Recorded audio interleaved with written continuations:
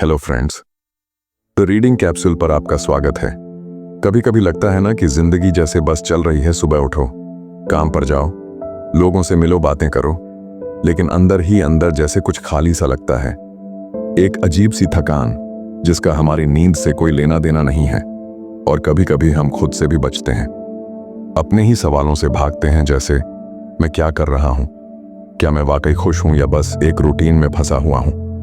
अगर आपने कभी ये महसूस किया है तो ये वीडियो आपके लिए है, क्योंकि आज हम बात करेंगे उस बदलाव की जो बाहर से नहीं अंदर से शुरू होता है, जिसका नाम है खुद को समझना, खुद को स्वीकार करना और धीरे धीरे उस दिशा में बढ़ना जहां आप वाकई जाना चाहते हैं। चलिए शुरुआत करते हैं एक ईमानदार और सच्चे सफर की आपके साथ यहीं। अभी अध्याय 1, ध्यान क्या है। एक बार एक नौजवान एकांत में रहने वाले एक वृद्ध व्यक्ति से मिलने गया। उसने कहा, मैं बहुत बेचैन हूं, मन शांत नहीं रहता, बार बार ध्यान करता हूं लेकिन विचार रुकते नहीं, शायद मैं ठीक से कर नहीं पा रहा। वृद्ध व्यक्ति मुस्कुराया। उसने पूछा, तुम ध्यान क्यों करना चाहते हो? युवक बोला, क्योंकि मैं सुकून चाहता हूं, दिमाग बहुत भागता है, थोड़ी शांति चाहिए। वृद्ध ने कहा, यही तो भागदौड़ की शुरुआत है। जब तुम कुछ पाना चाहते हो तब ध्यान की असली समझ खो जाती है। अब बात करते हैं इस अध्याय की मुख्य बात पर, ध्यान क्या है। कृष्णमूर्ति इस अध्याय की शुरुआत एक बेहद जरूरी सवाल से करते हैं, ध्यान आखिर है क्या? क्या यह किसी विशेष मुद्रा में बैठना है? क्या यह सांस पर ध्यान केंद्रित करना है या यह मंत्रों का जाप है? इन सभी परंपरागत तरीकों को कृष्णमूर्ति बहुत गहराई से देखते हैं और कहते हैं, ध्यान कोई तकनीक नहीं है, बल्कि यह एक जीवित अनुभव है। एक ऐसा अनुभव जिसमें आप स्वयं को पूरे होश और गहराई से देख पा रहे होते हैं। वे कहते हैं, ध्यान वह नहीं है जो आप सीखते हैं, बल्कि वह है जो तब होता है जब मन एकदम शांत होता है। लेकिन उस शांति को आप बना नहीं सकते, आप उसे केवल देख सकते हैं। अब ये बात थोड़ी उलझन भरी लग सकती है, तो चलिए इसे एक सरल उदाहरण से समझते हैं। मान लीजिए आप एक झील को देख रहे हैं। अगर झील का पानी बहुत हिल रहा हो तो आप उसके नीचे कुछ नहीं देख सकते, लेकिन जब पानी एकदम शांत होता है तो तल साफ दिखता है। ऐसे ही हमारा मन भी है। जब विचारों की लहरें उठती रहती हैं, हम खुद को नहीं देख पाते, और जब मन स्थिर होता है तब भीतर की चीजें साफ दिखाई देती हैं। लेकिन यह स्थिरता लाने की कोशिश करने से नहीं आती, बल्कि तब आती है जब आप विचारों को देखना शुरू करते हैं, बिना भागे, बिना उन्हें रोके या बदले। साक्षी भाव यानी ध्यान की जड़। कृष्णमूर्ति एक और महत्वपूर्ण बात कहते हैं, ध्यान कोई करने की चीज नहीं है, यह तो देखने की कला है। जब आप खुद को, अपने विचारों को, अपने डर को, अपनी इच्छाओं को बस वैसे ही देखते हैं जैसे वे हैं, बिना उन्हें अच्छा या बुरा कहे, तो वहीं से ध्यान शुरू होता है। यह देखने की प्रक्रिया ही अंदर एक गहरी चुप्पी लाती है, और वही सच्चा ध्यान है।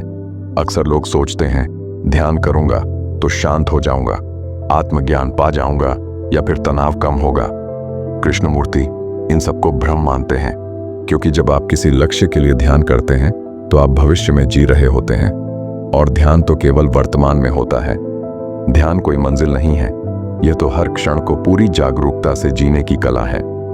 तो इस अध्याय में हमें समझ आता है कि ध्यान कोई तकनीक नहीं है, ना ही कोई अभ्यास, बल्कि यह स्वयं को देखने और समझने की एक ईमानदार प्रक्रिया है। यह तभी शुरू होता है जब हम देखना सीखते हैं, बिना किसी भय या अपेक्षा के, बिना यह सोचे कि हम बदलना चाहते हैं, बस केवल यह जाने कि हम वास्तव में हैं। क्या आप खुद को बिना किसी डर और उम्मीद के देख सकते हैं? सिर्फ देखना, ना बदलना, ना रोकना, ना भागना। क्या ऐसा देखना संभव है? इस सवाल का जवाब और ध्यान की अगली परतें हम जानेंगे अध्याय 2 में, जहां हम समझेंगे क्या विचार और ध्यान साथ चल सकते हैं। आप जुड़िएगा, क्योंकि ये सफर अब गहराई की ओर बढ़ रहा है। अध्याय 2, क्या ध्यान और विचार साथ चल सकते हैं। कई साल पहले एक व्यक्ति अपने जीवन में बहुत उलझा हुआ था। वह एक अच्छी नौकरी करता था, घर भी था, पर मन अशांत था। वह हर सुबह ध्यान करने बैठता, घड़ी सामने रखकर 20 मिनट तक आंखें बंद करता। सोचता था, अब तो मन शांत हो जाएगा, लेकिन हर बार वही होता। ध्यान शुरू करते ही विचारों की भीड़ लग जाती। बीते दिन की बातें, भविष्य की चिंता, और जब ध्यान खत्म होता वह खुद से नाराज होता, मैं ठीक से कर ही नहीं पाता। एक दिन उसने एक साधक से पूछा, क्या कभी ऐसा होगा कि मेरे विचार रुक जाएंगे? साधक मुस्कुराया और कहा, सवाल यह नहीं है कि विचार रुकेंगे या नहीं, सवाल यह है क्या तुम उन्हें समझ पा रहे हो। इस अध्याय की जड़ ध्यान और विचार का रिश्ता। जय कृष्णमूर्ति इसी सवाल से अध्याय 2 की शुरुआत करते हैं। क्या ध्यान और विचार साथ साथ चल सकते हैं? हम में से ज्यादातर लोग सोचते हैं कि ध्यान का मतलब है विचारों को रोकना या मन को बिल्कुल खाली कर देना, लेकिन कृष्णमूर्ति कुछ अलग कहते हैं। वो कहते हैं ध्यान तब शुरू होता है जब आप विचार की प्रकृति को समझते हैं, ना कि जब आप उसे दबाते हैं। विचार की प्रकृति क्या है? चलिए इसे थोड़ा गहराई से समझते हैं। कृष्णमूर्ति बताते हैं कि हर विचार अतीत की उपज है। हम जो भी सोचते हैं वो बीते अनुभवों, यादों, डर या सीखों से आता है। उदाहरण के लिए, अगर आपने एक बार किसी पर भरोसा किया और धोखा खाया, तो अगली बार विचार कहेगा, सावधान रहो, यह सुरक्षा की कोशिश है। लेकिन ध्यान में जब आप उस विचार को देखते हैं तो आप समझने लगते हैं कि यह डर कहां से आ रहा है। ध्यान का मतलब है हर विचार को ऐसे देखना जैसे वह पहली बार आ रहा हो, बिना उसे रोके या उसका पीछा किए। ध्यान विचार को रोकता नहीं, उसे देखता है। यहां एक बेहद सुंदर बात आती है। कृष्णमूर्ति कहते हैं, विचार और ध्यान साथ नहीं चल सकते। अगर विचार कर रहा हो, मतलब जब आप सोच के जरिए ध्यान करना चाहते हैं, तो वह ध्यान नहीं होता, वह एक और मानसिक गतिविधि बन जाता है। लेकिन जब ध्यान देख रहा हो और विचार घट रहा हो, तो कुछ अलग होता है। तब आप विचार के पीछे नहीं जाते, बस उसे आते जाते देखते हैं, जैसे कोई बादल धीरे धीरे आसमान में तैरता है। कल्पना कीजिए, आप एक पहाड़ी पर बैठे हैं, नीचे से गाड़ियां निकल रही हैं। हर गाड़ी एक विचार है। कुछ गाड़ियां तेज, कुछ धीमी, कुछ सुंदर, कुछ डरावनी।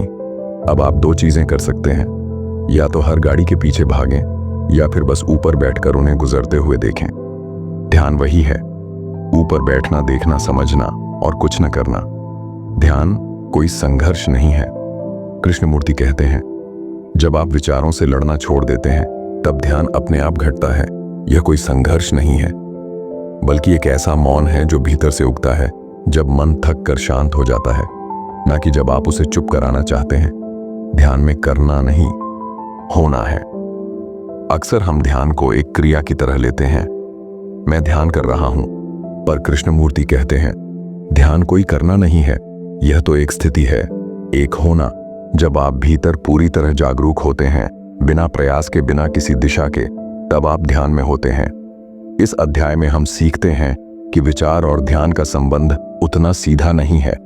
ध्यान तब होता है जब विचार को समझा जाता है, ना कि दबाया या नकारा जाता है। ध्यान कोई अभ्यास नहीं है, बल्कि वर्तमान में पूर्ण उपस्थिति है, जहां विचार भी आते हैं, लेकिन हम उनसे उलझते नहीं, बस उन्हें देख पाते हैं, बिना डर के, बिना अपेक्षा के। क्या मन की पूरी हलचल को देखना बिना उसे रोके या पकड़े वास्तव में संभव है? और अगर हां, तो फिर अगला सवाल है, क्या इस गहरी जागरूकता में कोई बदलाव अपने आप हो सकता है? बिना किसी प्रयास के इन्हीं सवालों की खोज हमें लेकर जाएगी अध्याय 3 में, जहां हम जानेंगे क्या ध्यान से जीवन बदल सकता है। बिना किसी तकनीक के हम मिलते हैं अगले अध्याय में, जहां बात और गहराई तक जाएगी। अध्याय 3, क्या ध्यान से जीवन बदल सकता है बिना किसी तकनीक के। एक बार एक व्यक्ति ने कृष्णमूर्ति से पूछा, मैं हर रोज ध्यान करता हूं, सांस गिनता हूं, माला जपता हूं, कभी लगता है मन शांत हो गया, लेकिन अगले ही दिन फिर वही उलझन, वही गुस्सा, वही बेचैनी। क्या मैं कुछ गलत कर रहा हूं? कृष्णमूर्ति ने बड़े ही शांत स्वर में जवाब दिया, ध्यान कोई रूटीन नहीं है, ध्यान एक नई शुरुआत है। हर पल अगर वह एक आदत बन जाए, तो वह ध्यान नहीं रह जाता, बल्कि सिर्फ एक मानसिक अभ्यास बनकर रह जाता है। हम में से कई लोग सोचते हैं कि ध्यान एक तकनीक है जिसे रोज अभ्यास से सीखा जा सकता है, जैसे कोई स्किल या फिर ऐसा टूल जो हमारी जिंदगी बेहतर बना देगा। लेकिन कृष्णमूर्ति एक बिल्कुल ही अलग दिशा में ले जाते हैं। वे कहते हैं, ध्यान कोई तकनीक नहीं है, ध्यान एक प्रकाश है जो आपके जीवन के हर हिस्से को देखने में मदद करता है, बिना किसी डर, मत या धारणाओं के। तकनीक बनाम समझ। अब ये बात थोड़ा विस्तार से समझते हैं। जब आप कोई ध्यान की तकनीक अपनाते हैं, जैसे सांस पर ध्यान देना, मंत्र जपना या कोई विशेष मुद्रा में बैठना, तो आप अपने मन को एक दिशा दे रहे होते हैं। लेकिन कृष्णमूर्ति पूछते हैं, क्या मन को किसी भी दिशा में ढालना असल में ध्यान है, या वो सिर्फ मन की एक और चाल है? वे कहते हैं कि जब आप तकनीक अपनाते हैं तो आप किसी न किसी नतीजे की ओर बढ़ रहे होते हैं, और जहां लक्ष्य होता है वहां भय, तुलना और असफलता भी साथ आती है। सच्चा ध्यान तब होता है जब आप कुछ पाना नहीं चाहते, बल्कि बस यह देखना चाहते हैं कि आप हैं क्या। ध्यान ट्रांस जागरूकता। कृष्णमूर्ति ध्यान को परिभाषित नहीं करते, बल्कि वह इसे जागरूकता का नाम देते हैं। और ये जागरूकता सिर्फ आंख बंद करके बैठने में नहीं होती, बल्कि जब आप किसी से बात कर रहे हों, जब आप खाना खा रहे हों, जब आप चल रहे हों, अगर आप पूरी उपस्थिति के साथ वहां हैं, बिना किसी अंदरूनी बातचीत के, तो वही ध्यान है। ध्यान का मतलब है हर क्षण में खुद को देखना, बिना जजमेंट के, बिना हस्तक्षेप के। ध्यान से बदलाव कैसे आता है? एक गहरा उत्तर। अब आता है इस अध्याय का सबसे बड़ा सवाल। अगर ध्यान कोई तकनीक नहीं है, कोई अभ्यास नहीं है, तो फिर इससे बदलाव कैसे आता है? कृष्णमूर्ति कहते हैं, जब आप खुद को पूरी ईमानदारी से देखना शुरू करते हैं, तो जो चीजें झूठी हैं वे अपने आप गिरने लगती हैं। उदाहरण के लिए, अगर आप सच में देख लें कि आपके भीतर ईर्ष्या है और आप उस भावना को पूरी तरह समझें, उसकी जड़ को देखें, तो वह धीरे धीरे अपना असर खो देती है। उसे बदलने की जरूरत नहीं, उसे जानने की जरूरत है। और यह जानना, यह देखना, यही ध्यान है, और यहीं से सच्चा परिवर्तन शुरू होता है। इस अध्याय में एक और महत्वपूर्ण बात आती है। कृष्णमूर्ति कहते हैं, ध्यान का कोई गुरु नहीं हो सकता। कोई व्यक्ति आपको ध्यान सिखा नहीं सकता, क्योंकि ध्यान किसी दूसरे के नक्शे पर चलना नहीं है, बल्कि खुद की खोज करना है। और यह खोज अकेले में होती है, बिना किसी अनुकरण के।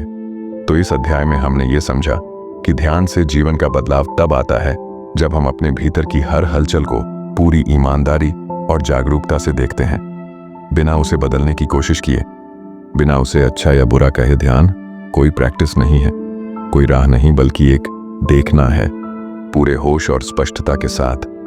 और इस देखने से जो कुछ भी झूठा है वो अपने आप गिर जाता है, बिना किसी संघर्ष के, बिना किसी तकनीक के। अगर ध्यान से झूठे भाव और भ्रम गिर सकते हैं, तो क्या यह देखने की शक्ति हमारे डर और दुख की भी जड़ तक जा सकती है? क्या हम अपने डर को भी ऐसे ही देख सकते हैं जैसे हम बादलों को आसमान में तैरता हुआ देखते हैं? क्या भय की पूरी मनोवृत्ति को देखा और समझा जा सकता है बिना उससे भागे? अगले अध्याय में हम इसी पर बात करेंगे। अध्याय 4, ध्यान और भय का रिश्ता, जहां हम जानेंगे कि क्या डर को खत्म करने की कोशिश करना ही डर को बढ़ाता है। अध्याय 4, ध्यान और भय का रिश्ता।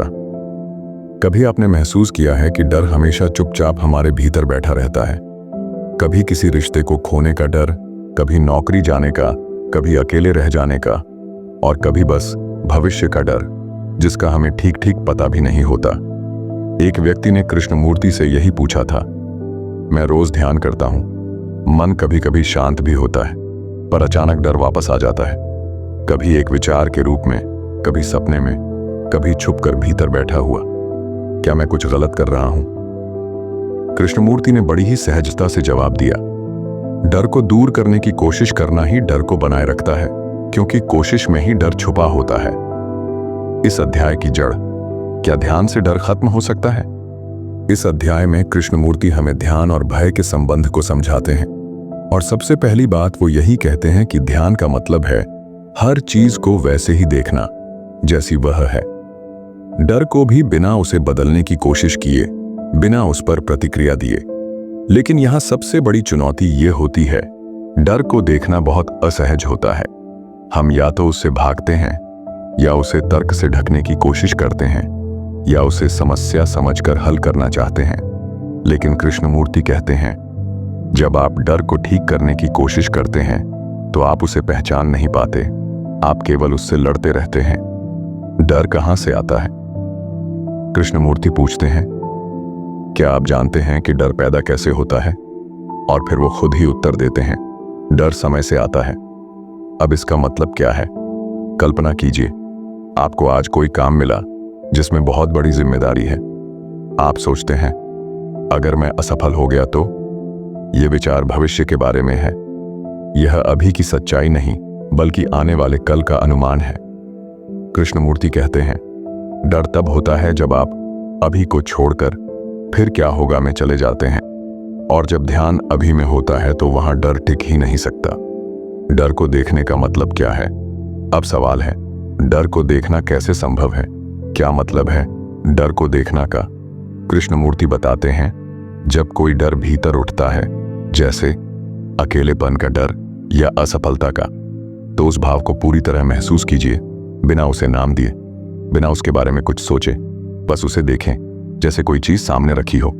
मतलब आप कहें भी नहीं कि मैं डर रहा हूं, बस उस ऊर्जा को, उस हलचल को, उस प्रभाव को पूरी तरह देखिए, बिना कुछ किए। और जब ऐसा होता है तो एक चमत्कार जैसा अनुभव होता है। डर खुद ही शांत होने लगता है, क्योंकि आप उससे भाग नहीं रहे, उसे समझ रहे हैं। ध्यान और डर, एक गहरा रिश्ता। इस अध्याय में कृष्णमूर्ति बार बार यह बात दोहराते हैं कि ध्यान वह स्थिति है जिसमें मन डर को पूरी तरह देख सकता है, बिना किसी हस्तक्षेप के। क्योंकि जब मन बिल्कुल शांत होता है, जैसे कोई साफ झील, तब वह डर की जड़ को देख सकता है, और वह देखना ही सबसे बड़ा उपचार है। बिना किसी तकनीक, बिना किसी गुरु, बिना किसी अभ्यास के एक बच्चा अंधेरे कमरे में घुसते ही डर जाता था। हर बार वो दरवाजा बंद होते ही रोने लगता। उसके माता पिता कहते, कुछ नहीं है, मत डर, लेकिन डर बना रहता। फिर एक दिन किसी ने उसे कहा, कभी अंधेरे में रोने के बजाय बस खामोशी से बैठना और उस डर को देखना। उसने वैसा ही किया। धीरे धीरे उसे समझ आया, डर बाहर नहीं था, वो उसके ही मन में था। उसने डर को सही से देखना सीख लिया, और डर धीरे धीरे कम हो गया। तो इस अध्याय में हमने समझा कि डर कोई दुश्मन नहीं है, वो तो एक संकेत है कि कुछ है जिसे हमने सच में नहीं देखा। और ध्यान वही देखने की कला है जहां आप डर को भागकर नहीं, दबाकर नहीं, बल्कि पूरी ईमानदारी और जागरूकता से उसकी आंखों में आंखें डालकर देखते हैं। और यही देखना उसे हल कर देता है, क्योंकि आप पहली बार उसे जैसा है वैसा देख पा रहे होते हैं। अब सोचिए, अगर ध्यान से हम डर को समझ सकते हैं, तो क्या यही जागरूकता हमारे रिश्तों को भी बदल सकती है? क्या हम किसी से बिना अपेक्षा, बिना तुलना, बिना डर के जुड़ सकते हैं? क्या ध्यान का मतलब यह भी है कि हम एक रिश्ते को नई आंखों से देखना सीखें? इन्हीं सवालों की खोज में हम मिलेंगे अध्याय 5 में, जहां हम बात करेंगे ध्यान और संबंधों की गहराई पर। अध्याय 5, ध्यान और हमारे रिश्ते। हम सभी रिश्तों में जीते हैं, माँ बाप, भाई बहन, दोस्त, जीवन साथी, सहकर्मी, और सबसे ज्यादा खुद के साथ। लेकिन क्या कभी आपने ध्यान से देखा है कि हमारे अधिकतर रिश्तों में कहीं ना कहीं तनाव, अपेक्षा या दुख छुपा होता है?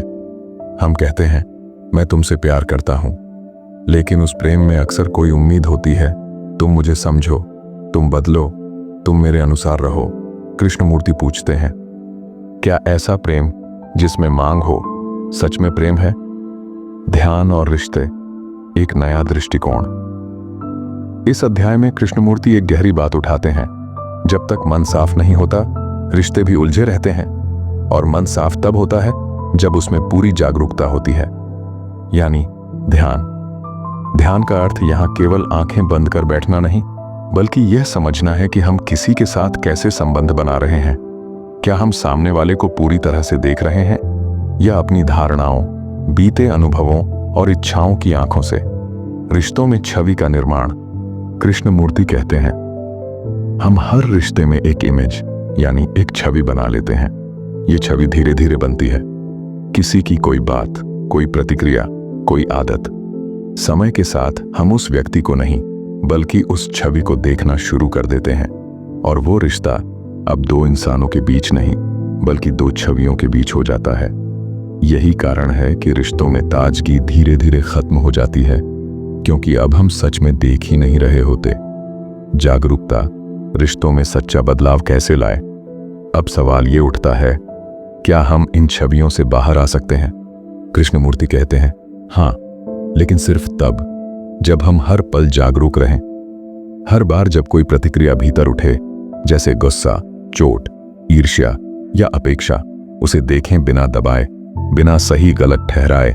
जैसे ही हम उस प्रतिक्रिया को जागरूकता से देखते हैं, उसकी ताकत कम हो जाती है।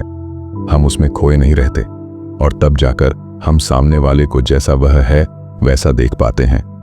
यही असली रिलेटिंग है, यानी बिना पुरानी छवि, बिना उम्मीद के किसी को इस पल में देखना और समझना। एक महिला अपने पति से अक्सर कहती थी, तुम मुझे सुनते नहीं, समझते नहीं। पति परेशान होकर जवाब देता, मैं तो सुन रहा हूं। लेकिन दोनों के बीच दीवार बनती जा रही थी। फिर एक दिन महिला ने कृष्णमूर्ति की एक बात पढ़ी, अपने मन की प्रतिक्रिया को देखो बिना कुछ कहे। उस दिन जब पति ने कुछ कहा और अंदर से गुस्सा उठा, तो उसने बस उस गुस्से को देखा, बिना बोले, बिना प्रतिक्रिया दिए, और उसने पहली बार महसूस किया गुस्से के पीछे एक पुराना दुख था जो उसने कभी खुद से भी नहीं देखा था। वह रोई, लेकिन कुछ नया शुरू हुआ। शायद यही ध्यान था, असली देखना, खुद को और सामने वाले को। तो हमने इस अध्याय में जाना कि ध्यान का मतलब केवल चुपचाप बैठना नहीं, बल्कि यह जानना है कि हम अपने रिश्तों को कैसे जी रहे हैं। क्या हम सामने वाले को सुनते हैं या सिर्फ अपनी उम्मीदें थोपते हैं? क्या हम किसी को नया देख सकते हैं, हर दिन, हर पल, बिना पुराने अनुभव के? ध्यान का मतलब है रिश्तों में सच्चाई, ताजगी और पूरी उपस्थिति लाना, जहां न कोई छवि है, न तुलना, बस समझ है।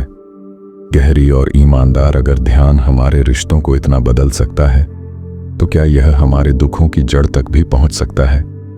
क्या हम अपने दुख को भी पूरी तरह देख सकते हैं, बिना उससे भागे, बिना उसे नाम दिए? क्या दुख को देखने से ही उसका अंत हो सकता है? इन्हीं सवालों की तलाश में हम मिलेंगे अगले अध्याय में, अध्याय 6, ध्यान और दुख की समाप्ति, जहां हम समझेंगे क्या दुख कोई व्यक्तिगत चीज है या पूरी मानवता का हिस्सा। अध्याय 6, ध्यान और दुख का अंत। हर इंसान किसी न किसी मोड़ पर दुख से गुजरा है। कभी किसी अपने के जाने का दुख, कभी किसी सपने के टूटने का, कभी किसी रिश्ते में अस्वीकार होने का, या बस अकेलेपन का। एक भारी सा एहसास। हम इन दुखों को या तो छुपा लेते हैं या अपने अंदर दबा देते हैं, या फिर किसी और को जिम्मेदार ठहरा कर उनसे भागने की कोशिश करते हैं। लेकिन क्या आपने कभी सोचा है, क्या दुख को जड़ से समझा और समाप्त किया जा सकता है, या हमें बस उसे सहना ही है? कृष्णमूर्ति इस अध्याय में यही सवाल उठाते हैं और जवाब बिल्कुल साधारण पर गहराई से भरा हुआ है। दुख की प्रकृति को समझना। कृष्णमूर्ति कहते हैं, जब तक हम दुख को केवल बर्दाश्त करते हैं या उससे भागते हैं, हम उसे कभी समझ ही नहीं सकते। जरा सोचिए, जब दुख आता है तो हम क्या करते हैं? हम या तो उसे किसी कारण से जोड़ते हैं, क्यों हुआ, किसकी वजह से हुआ, या उसे जल्दी से मिटाने की कोशिश करते हैं, मन बहलाकर, काम में डूबकर, मनोरंजन में भागकर। लेकिन कृष्णमूर्ति कहते हैं, दुख तभी मिटता है जब आप उसे पूरा पूरा देख लेते हैं, बिना नाम दिए, बिना जज किए, बिना किसी निष्कर्ष के। दुख क्या केवल मेरा है? अब यहां एक बहुत गहरी बात आती है। कृष्णमूर्ति पूछते हैं, क्या दुख केवल मेरा है या यह पूरे मानव मन का हिस्सा है? जब हम रोते हैं, जब हम अकेलेपन में डूबते हैं, क्या वो भावना केवल व्यक्तिगत होती है, या वही दुख लाखों लोग हर रोज अनुभव कर रहे होते हैं? आप जिस चीज से गुजर रहे हैं, उसी से कोई और भी गुजर चुका है या अभी गुजर रहा है। इसलिए वो कहते हैं, दुख को अगर आप पूरी तरह देख सकें तो उसमें एक विशाल मानवीय जुड़ाव है और उससे करुणा पैदा होती है। और जब करुणा आती है तो दुख के नीचे कुछ और जन्म लेता है, शांति, समझ और प्रेम। ध्यान में दुख को देखना कैसे संभव है? अब सवाल ये है, क्या दुख को सच में देखा जा सकता है, बिना रोए, बिना प्रतिक्रिया दिए, बिना डरे?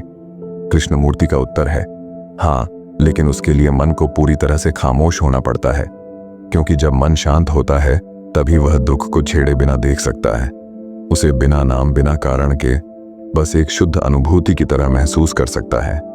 उसी क्षण में दुख की जड़ उजागर होती है और यही देखना ध्यान है। ध्यान यानी बिना हस्तक्षेप के देखना, न कि उसे सुधारने, बदलने या मिटाने की कोशिश। एक सच्चा अनुभव दुख में जागरूकता की शक्ति।